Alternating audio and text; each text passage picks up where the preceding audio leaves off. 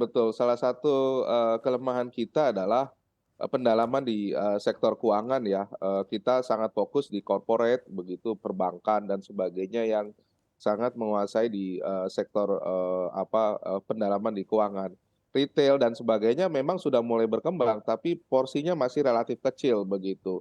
Sehingga tadi para eksportir dan sebagainya itu saya kira belum masuk ke dalam wilayah yang bisa memanfaatkan, pasar keuangan kita begitu. Karena, walaupun katakanlah mereka mobilitas uangnya sangat cepat, tentu mereka akan mengharapkan apakah, di pasar keuangan kita juga cukup baik menghasilkan return yang baik dengan mobilitas katakanlah, keuangan yang cukup cepat bagi eksportir dan importir karena, mereka sangat butuhkan, katakanlah pasar keuangan yang lebih mobile begitu dan tentu saja menjamin.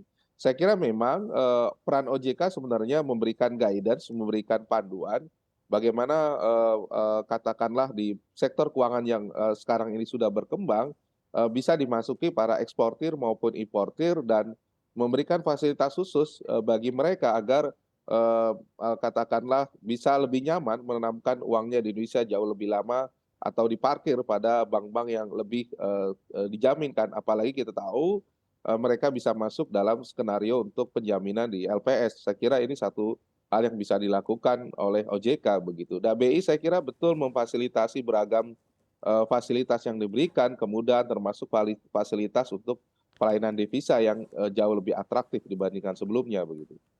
Oke, baik. Pak Tauhid mengamati juga statement yang dilontarkan oleh BI yang mana juga untuk melakukan kebijakan DA ini juga pihaknya membutuhkan dolar yang lebih banyak. Sebetulnya memperhatikan juga terkait ketersediaan dolar Amerika Serikat di tanah air. Anda mengamatinya seberapa besar sih pasokannya?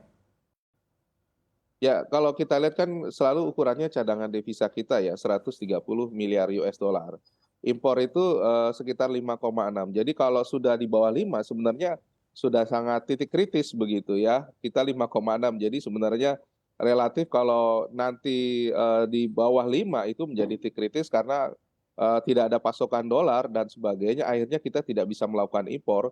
Padahal impor itu juga dibutuhkan bagi, berkembangnya sektor industri karena sebagian besar 76% bahan baku, penolong dan sebagainya dibutuhkan oleh manufaktur kita dan ini yang sangat sulit begitu. Jadi kalau nggak ada jaminan yang lebih lama waktunya, katakan di atas 5 bulan, maka itu akan sangat menyulitkan dan mengurangi kepercayaan para pelaku, importir maupun eksportir untuk bisa bekerja sama dengan kita, terutama bagi para pelaku usaha begitu.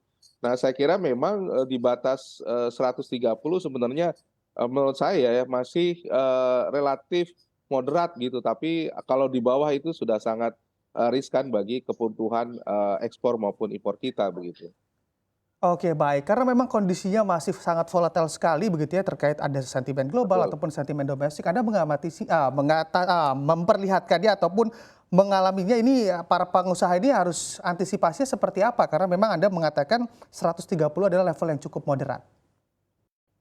Ya saya kira begini, kalau kita lihat ya para pelaku usaha memang, berusaha ya mencari, stabilitas, nilai mata uang begitu yang lebih baik begitu. Tentu kalau misalnya katakanlah para pelaku usaha bisa langsung menggunakan mata uang dari negara yang dituju misalnya ya, katakanlah kita banyak melakukan ekspor impor dengan China, maka mungkin tidak perlu menggunakan US dollar, bisa menggunakan yuan begitu. Jadi, katakanlah dengan nilai itu bisa mengurangi tadi ya, dampaknya terhadap, devisa kita begitu. Jadi variasi dalam nilai mata uang dalam kegiatan ekspor impor juga sangat, pengaruh. Yang kedua misalnya menggunakan euro untuk negara-negara Uni Eropa dan sebagainya yang relatif lebih stabil dibandingkan US dollar begitu. Nah ini juga menjadi catatan, penting begitu. Jadi penggunaan variasi mata uang juga sangat dianjurkan.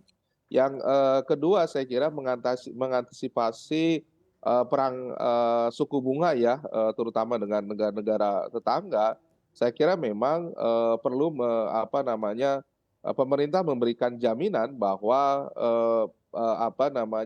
dengan menanamkan, uangnya di kita dengan devisa, di bank devisa kita, maka kita juga memberikan kepastian bahwa, volatilitas harus dijaga begitu dan, ini yang penting Bank Indonesia memang harus jor-joran bukan hanya dari operasi pasar, tetapi juga, katakanlah, melalui berbagai instrumen yang bisa diberikan. Termasuk pemerintah misalnya mengatur agar pembayaran pokok dan bunga utang relatif tidak, menumpuk begitu ya, ataupun katakanlah mengikuti skema daripada pergerakan, nilai tukar begitu. Jadi kalau misalnya lagi terdepresiasi, ya jangan langsung bayar utang begitu ya.